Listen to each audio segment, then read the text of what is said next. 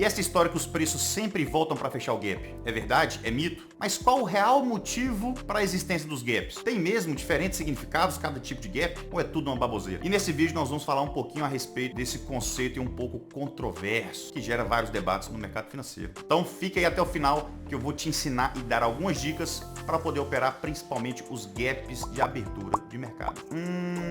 É isso aí. Mas antes disso, vamos jogar aquele velho e bom jogo do YouTube. Clique embaixo, curte, compartilha, se inscreva no canal. Roda a vinheta aí, editor.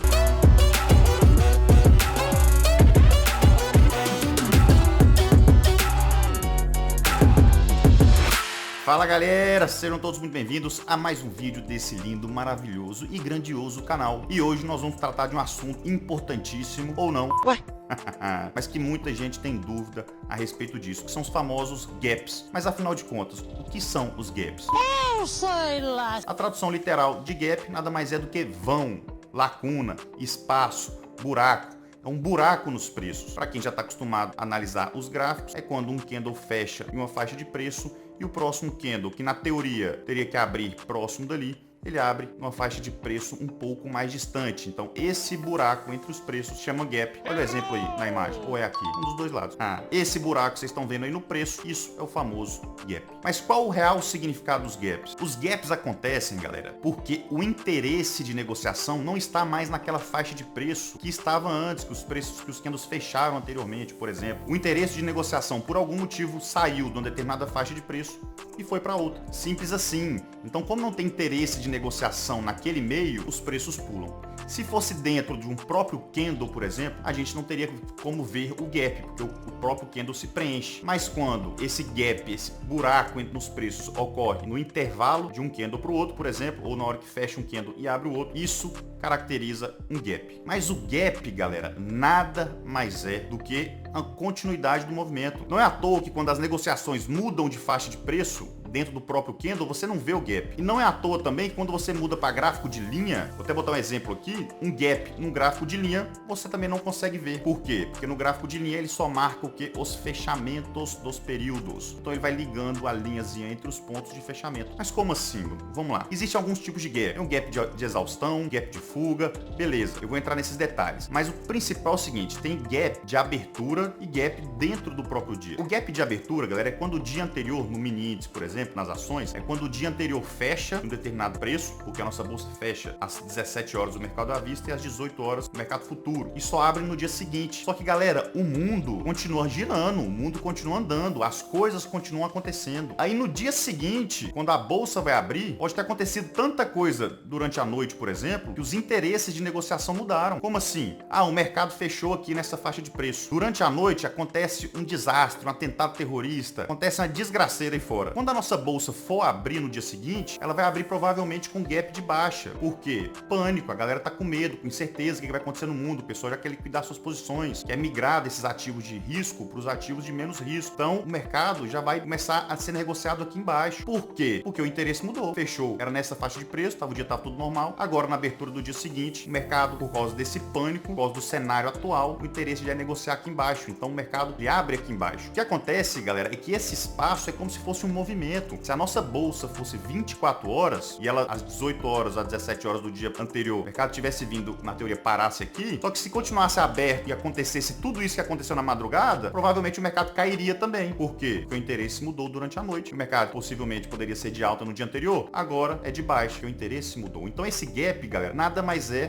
do que um movimento. E esse movimento existiria se a nossa bolsa fosse 24 horas, por exemplo. Então o pessoal ficou criando vários mistérios a respeito dos gaps, mas, bicho, gap nada mais é do que movimento. E você pode ver isso no gráfico de linha. Bota de novo aí, editor. O gráfico de linha nada mais é do que um movimento. E ele existe porque de um período para o outro os interesses mudaram. Agora os interesses não são mais de negociar naquela faixa de preço, e sim na outra faixa de preço por algum motivo. E da mesma forma que existem os gaps de um dia para o outro, existem os gaps de um candle para o outro dentro do próprio dia. Só que é num fractal muito menor. Uma coisa tão rápida que às vezes até imperceptível. Às vezes acontece sim. Você vê um candle fechando ali no minuto 5, por exemplo, e o próximo candle abrindo ali no minuto 6, ele abre com uma diferençazinha de preço. Só que num fractal tão pequeno, como gráficos 1 minuto, 2 minutos, 5 minutos, isso, galera, pra falar a verdade, não significa nada. Muito cuidado com isso. Mas vamos voltar lá e vamos falar um pouquinho a respeito dos tipos de gap que a galera tanto fala. Gap de impulsão. O que são os gaps de impulsão? São aqueles gaps que dão start ao movimento. O mercado vinha caindo, por exemplo, ele para, quando abre o dia seguinte, por exemplo, ó, o mercado já abre aqui em cima, como se o mercado estivesse fazendo um fundo. É um gap de impulsão, dá o start no movimento. Mas se ele não tivesse gap, tivesse um movimento, seria a mesma coisa, seria um fundinho ali formando. Mas o gap, dependendo do contexto, significa o que? Força. O mercado vai abrir às vezes muito acima. Então depende muito do tamanho do gap, então. Então gap de impulsão, ele é o que? Aquele gap que está no início de um movimento, geralmente rompe uma linha de tendência, pula uma média móvel, esse tipo de coisa. Então, por exemplo, o mercado vinha caindo, é o gap que dá start ao movimento de alta.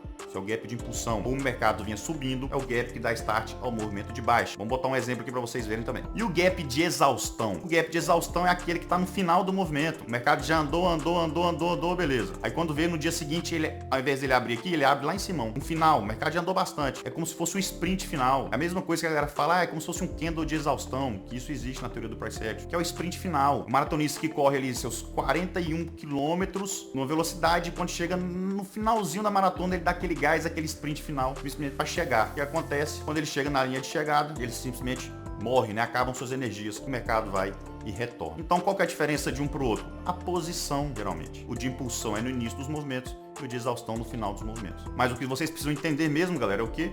Que o gap nada mais é do que o movimento. E esse salto nos preços ocorre por quê? Porque é uma mudança no interesse de negociação, por algum motivo. Simples assim. E agora, pra gente ir pra parte final do vídeo, eu vou te dar uma dicasinha marota sobre como operar a abertura de dia. Então, muito cuidado, muita responsabilidade. Mas vamos lá. Tenho certeza que muita gente vai falar, pô, nunca tinha pensado nisso. Vamos lá. Antes da gente falar especificamente do gap, vamos falar de alguns conceitos para você entender. Primeiro conceito, o mercado se movimenta em ondas, correto? Expansões e retrações. Expansões e retrações. Segundo conceito, o mercado nada mais é do que uma busca constante por liquidez. Os grandes players, na hora de montar suas posições, eles precisam de liquidez. Como assim? Para eles comprarem, eles precisam de gente vendendo. Para eles venderem, eles precisam de ter gente comprando. Quem quer comprar barato. Quem quer vender caro. O que eu quero falar com isso? O mercado fechou aqui. No dia seguinte ele abriu aqui. Beleza. O que isso significa? Muita gente vai falar assim, nossa, abriu com gap de alta. Aí tem aquelas pessoas que acham que nosso gap é muito grande, tendência forte de alta, ele vai sair comprando, por quê? Para aproveitar o movimento de alta. Tem os outros que a hora que o mercado abre aqui, ele vai sair vendendo, por quê? Porque tem a teoria de que todo gap será fechado. Balela. Muito gap fica para trás em aberto. Aí depois de 5 anos o mercado vai lá e fecha o gap. O cara tá... Falei que fechou o gap. Pelo amor de Deus, né? Então o que acontece, galera? Se o gap nada mais é do que um movimento, como eu já disse, e o mercado se movimenta em ondas, quer comprar barato, quem quer vender caro, se o mercado abre com um gap muito grande, o que acontece? Provavelmente o mercado vai dar uma recuada para buscar liquidez, para depois continuar subindo. Afinal, ele se movimenta em ondas. Então, se um gap é muito grande, provavelmente ele vai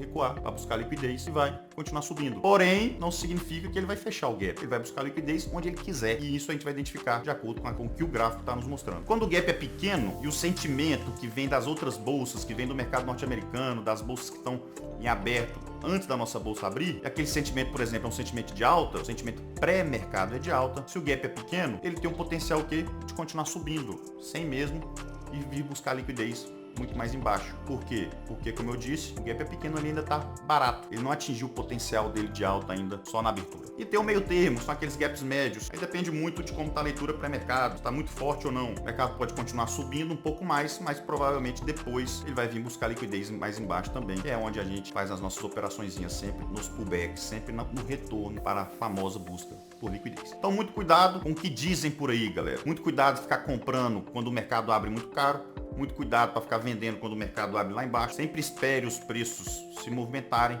para te dar mais informações. E outra, não fique operando a favor do fechamento do gap, porque o mercado faz o que ele bem entender. O mercado também se move por urgência. Então, se o mercado tem necessidade de continuar subindo, ele não vai fechar gap nenhum para baixo. Simplesmente vai sair estourando para cima e o cara vai ficar vendido fazendo preço médio até ter que vender a sogra para pagar as contas. Beleza, galera? É isso aí. Espero que tenham gostado. Sucesso, sorte a todos sempre. Mas vamos jogar aquele velho e bom jogo do YouTube.